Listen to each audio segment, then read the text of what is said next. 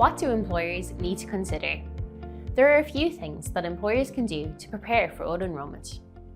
Firstly, and probably most importantly, they'll need to budget for the start of the scheme and in the years going forward. If you operate a pension scheme in your business already, but not all of your employees are enrolled, it's very likely that they could be enrolled in the new scheme. This means that you could have two schemes operating side by side for your employees. It also means that if there is a waiting period for your pension scheme, employees could be automatically enrolled during this time. If this happens, and your employee subsequently wants to join your scheme, they will be able to do so at any time.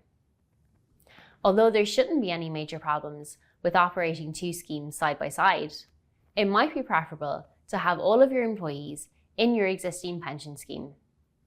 Therefore, now is the time to encourage your employees to join your existing scheme. Payroll software will be used to enroll employees. Closer to the start of the scheme, payroll software companies will update their software to facilitate this. This will help to ensure that employees can be enrolled as smoothly and seamlessly as possible, and that you are compliant with your obligations.